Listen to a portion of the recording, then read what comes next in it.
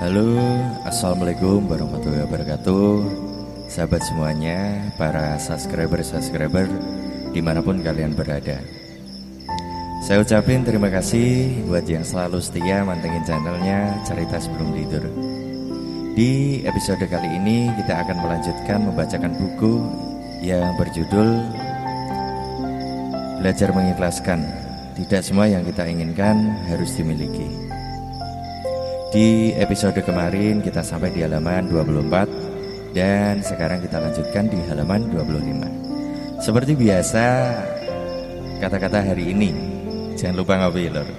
Walaupun hati dan pikiran kita sedang dibantai habis-habisan oleh keadaan dan kenyataan yang tak sesuai dengan harapan dan keinginan kita, ya tetaplah semangat dan yakinlah apa yang kita kerjakan saat ini akan membuahkan hasil yang melebihi harapan dan keinginan kita. Oke? Yuk guys, kita lanjut bacakan buku di halaman 25. Ojo lali siapno kopi ya lur. Oke? Pengetahuan yang tidak utuh. Memiliki pengetahuan cenderung membuat kita lebih bijak dalam memandang suatu hal.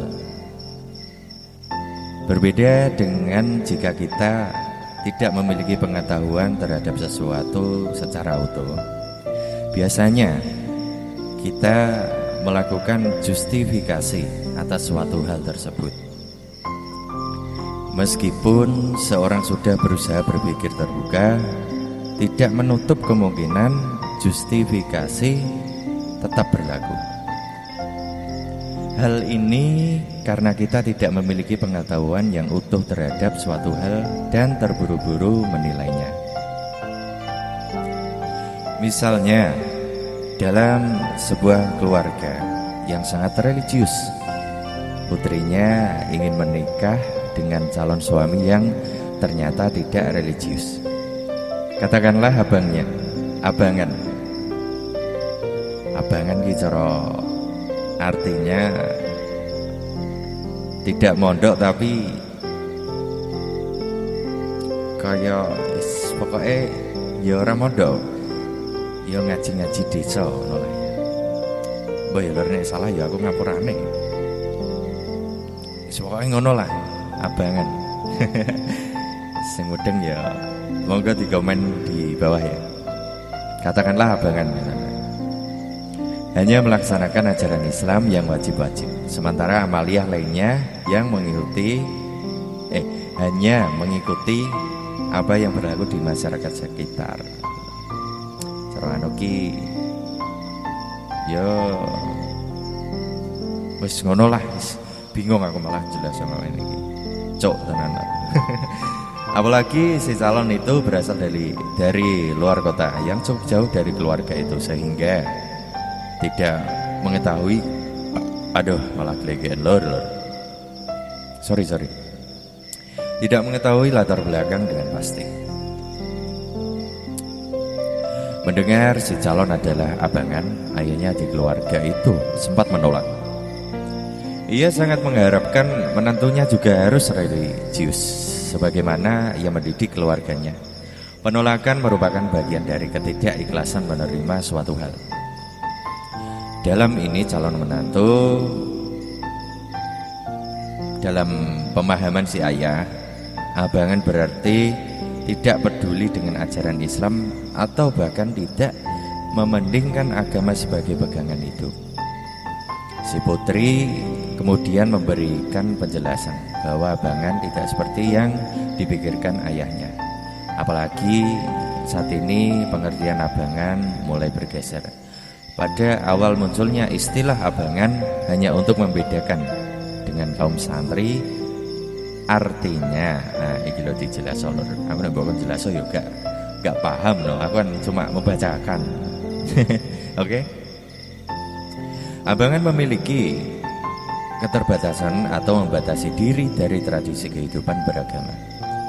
Sementara hari ini dengan keterbukaan informasi, siapa saja bisa mengakses pengetahuan yang didapatkan santri. Pun demikian dengan kaum abangan. Si calon meskipun tidak nyantri sebagaimana keluarga tersebut, meskipun tidak melakukan berbagai amaliyah karena tidak ada yang menuntunnya atau ia sendiri tidak mencari teman untuk menuntunnya juga mengakses pengetahuan yang dipelajari santri. Dengan cara menikah dengan si putri, berharap ia dapat dituntun oleh keluarga tersebut. Dalam konteks ini, si ayah belum mengetahui calon menantunya. Tapi dengan bekal pengetahuannya tentang abangan, kemudian sempat menolak. Si ayah sudah berusaha terbuka, tetapi hanya karena belum mengetahui secara utuh. Kemudian membuat justifikasi ketika dipahamkan si ayah menerima penjelasan itu, dan kemudian ikhlas menerima. Dalam konteks lain pun demikian.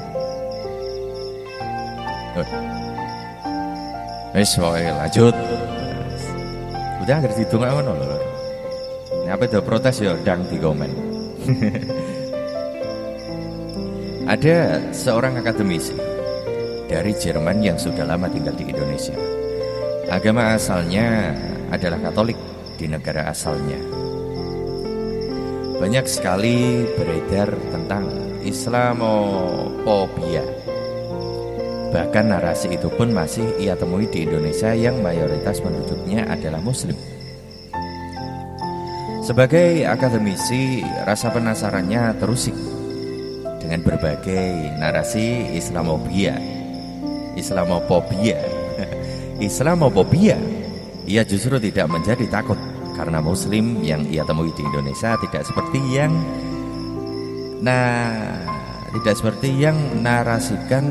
dinarasikan di negaranya. Oh, ini tulisannya bom blejet tatae. Penjelasannya kayak tidak bisa dicermati kan. Wis pokoke ngapurane lah.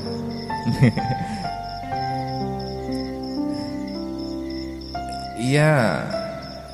Wah, itu kan dilor. Sek, jancuk. Sek. Oh, itu kan dijah. Oh, gitu. Ia justru tidak menjadi takut karena Muslim yang ia temui di Indonesia tidak seperti yang dinarasikan di negaranya. Ia pun menelitisik. Iki apa gitu? Pokoknya meneliti mengapa di negaranya Islam dinarasikan sebagai suatu hal yang menakutkan. Setelah lama meneliti, ia justru mengetahui kebenaran-kebenaran dalam Islam dan kemudian memilih Islam sebagai agamanya. Ia kemudian menjadi mualaf dan kemudian bersepakat dengan suami untuk berpisah karena keyakinan masing-masing berbeda.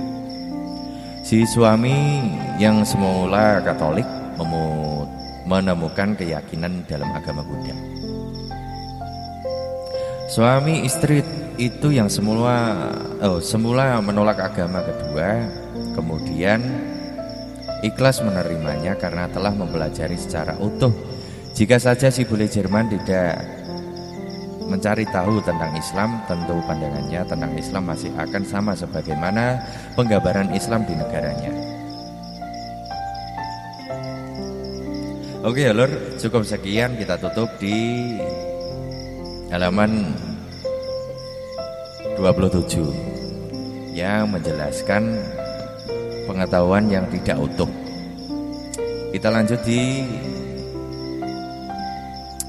video selanjutnya lagi ya.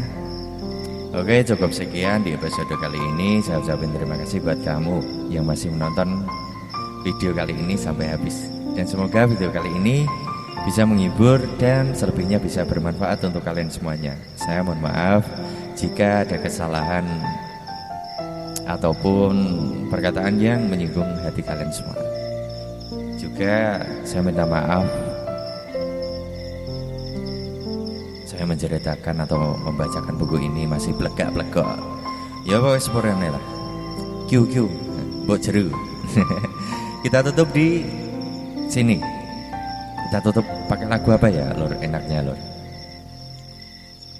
Pakai lagu dangdut aja ya. Bebas. Ciptaannya Bang Haji Rhoma Irama.